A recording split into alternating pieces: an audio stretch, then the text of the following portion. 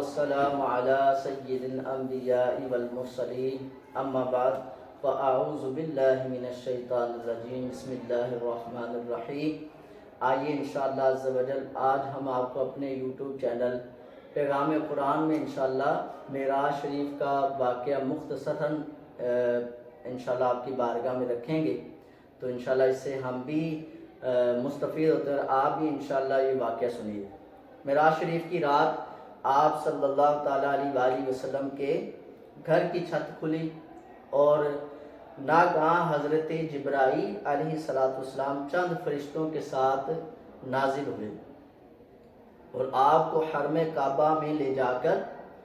آپ کے سینے مبارک کو چاک کیا اور قلب انور کو نکال کر آب زمزم سے دھویا،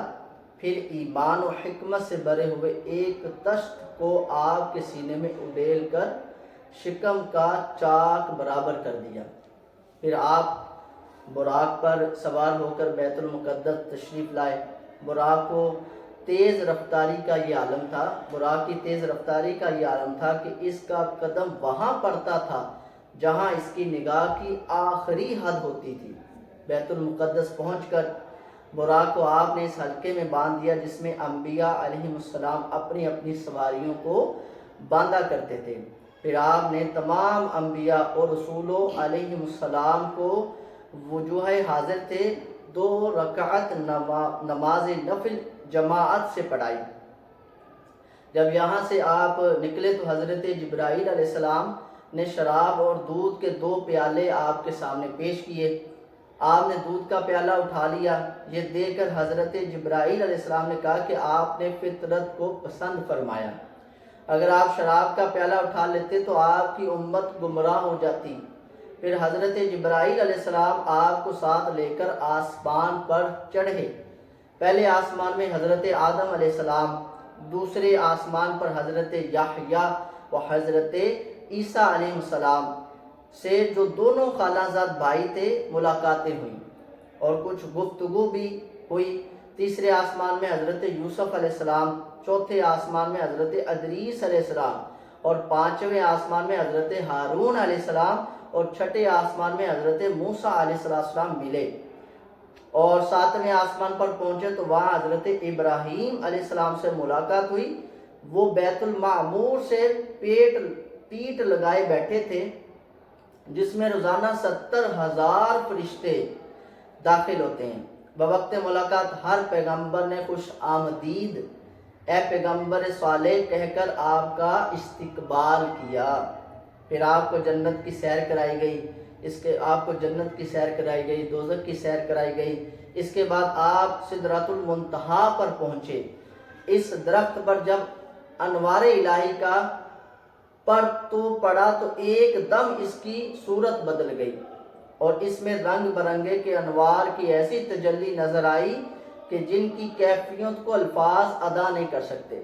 یہاں پہنچ کر حضرت جبرائیل علیہ السلام یہ کہہ کر ٹھہر گئے کہ اب اس سے آگے میں نہیں بڑھ سکتا۔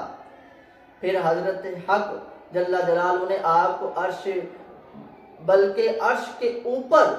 جہاں تک اس نے چاہا بلا کر آپ کو باریاب فرمایا اور خلوت گاہ راز میں ناز و نیاز کے وہ پیغام ادا ہوئے جن کے لطافت و نزاکت الفاظ کے بوجھ کو برداشت نہیں کر سکتا۔ چنانچہ قرآن مجید میں قرآن پاک میں آیت مبارکہ ہے کہ اشارے میں فرمایا کہ حقیقت بیان فرما دی کہ بارگاہ الہ میں بے شمار عطیات کے علاوہ 3 خاص انعامات مرحمت ہوئے جن کی عظمتوں کو اللہ و رسول کے سوا اور کون جان سکتا ہے۔ نمبر 1 سورہ بقرہ کی آخری آیتیں۔ نمبر 2 یہ خوشخبری کہ آپ صلی اللہ تعالیٰ علیہ وآلہ وسلم کی امت کا ہر وہ شخص جس نے شرک نہ کیا ہو بخش دیا جائے گا۔ یہ میرے آقا کریم علیہ السلام کو وہاں سے اور کچھ بہت کچھ عطا ہوا، ان میں سے یہ 3 خاص انعامات ہیں۔ نمبر 1 ہے کہ سورہ بقرہ کی آخری آیتیں آپ کو عطا ہوئی اور یہ خوشخبری بھی ہے کہ امت ہر وہ شخص میرے آقا کریم کا امتی بخشا جائے گا جس نے شرک نہ کیا ہو۔ نمبر 3 امت پر 50 وقت کی نماز یہ تیسرا انعام تھا، اور آج ہم دیکھیں کہ اس انعام کو ہم بھولے بیٹھے ہیں، ہم نماز سے غافل ہیں۔ میرے آقا کریم علیہ السلام نے ارشاد فرمایا نماز میری آنکھوں کی ٹھنڈک ہے، تو اور یہ انعام ربی ہے، یہ میرے رب کا انعام ہے۔ اور میرے آقا کریم علیہ السلام 50 نمازیں تھی، اور یہ کم کرتے کرتے کرتے 5 کا اب رہ گیا، لیکن پڑھتے ہم 5 ہیں، انعام آج بھی ہمیں 50 کا ملتا ہے۔ تو یہ کتنی خاص رحمت ہے اللہ پاک کی کہ جب آپ صلی اللہ تعالیٰ علیہ وآلہ وسلم ان خدا بندی عطیات کو لے کر واپس آئے تو حضرت موسیٰ علیہ السلام نے آپ سے عرض کیا کہ آپ کی امت سے ان 50 نمازوں کا بار نہ اٹھا سکے گی، لہٰذا آپ واپس جائیے اور اللہ تعالیٰ سے تخفیف کی درخواست کیجیے۔ چنانچہ حضرت موسیٰ علیہ السلام کے مشورے سے چند بار آپ بارگاہ الہی میں آتے جاتے اور عرض پر داز ہوتے رہے، یہاں تک کہ صرف 5 وقت کی نمازیں رہ گئی، اور اللہ تعالیٰ نے اپنے حبیب علیہ السلام سے فرمایا کہ میرا قول بدل نہیں سکتا، اے محبوب آپ کی امت کے لیے 5 نمازیں بھی 50 ہوں گی،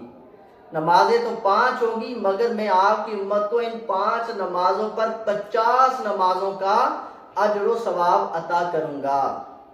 پھر آپ علیہ السلام عالم ملکوت کی اچھی طرح سیر فرما کر اور آیت الہیہ کا معائنہ مشاہدہ فرما کر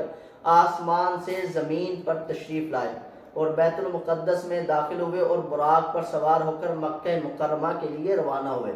راستے میں آپ نے بیت المقدس سے مکہ تک کی تمام منزلوں اور قریش کے قافلے کو بھی دیکھا۔ ان تمام مراحل کے طے ہونے کے بعد آپ صلی اللہ تعالیٰ علیہ وآلہ وسلم مسجد حرام میں پہنچ کر چونکہ ابھی رات کا کافی حصہ باقی تھا سو گئے اور صبح کو بیدار ہوئے، اور جب رات کے واقعات کا آپ نے قریش کے سامنے تذکرہ فرمایا تو روئے سایہ قریش کو سخت تعجب ہوا، یہاں تک کہ بعد کو باطنوں نے آپ کو جھوٹا کہا اور بعدوں نے مختلف سوالات کیے، چونکہ اکثر روئے سایہ قریش نے بار بار بیت المقدس کو دیکھا تھا اور وہ یہ بھی جانتے تھے کہ حضور صلی اللہ تعالیٰ علیہ وآلہ وسلم کبھی بھی بیت المقدس میں نہیں گئے ہیں، اس لیے امتحان کے طور پر ان لوگوں نے آپ سے بیت المقدس کے در و دیوار اور اس کے محرابوں وغیرہ کے بارے میں سوالوں کی بوچھار شروع کر دی۔ اس وقت اللہ تبارک و تعالیٰ نے فوراً ہی آپ کی نگاہ نبوت کے سامنے بیت المقدس کی پوری عمارت کا نقشہ پیش فرما دیا۔ کیا شان ہے میرے آقا کی! چنانچہ کفار قریش آپ سے سوال کرتے جاتے تھے اور آپ عمارت کو دیکھ کر ان کے سوالوں کا ٹھیک ٹھیک جواب دیے جاتے تھے۔ امام علائی نے اپنی تفسیر میں تحریر فرمایا کہ معراج میں حضور علیہ السلام نے 5 قسم کی سواریوں پر سفر فرمایا، مکہ سے بیت المقدس تک، براق پر بیت المقدس سے آسمان اول تک، نور کی سیڑھیوں پر آسمان اول سے 7ویں آسمان تک، فرشتوں کے بازوؤں پر 7ویں آسمان سے سدرۃ المنتہا تک، حضرت جبرائیل علیہ السلام کے بازوؤں پر اور سدرۃ المنتہا سے مقام کعبہ قوسین تک رف رف پر تھے آپ۔ تو اللہ تبارک و تعالی ہمیں حضور علیہ السلام کے معراج شریف کے معجزے کی بے شمار برکات سے نوازے، اور پیارے آقا علیہ السلام کی ہمیں زندگی مبارکہ سے ہمیں بھی سنت مبارکہ اپنانے کی توفیق عطا فرمائے، آمین بجاہ النبی الامین صلی اللہ تعالیٰ علیہ وآلہ وسلم۔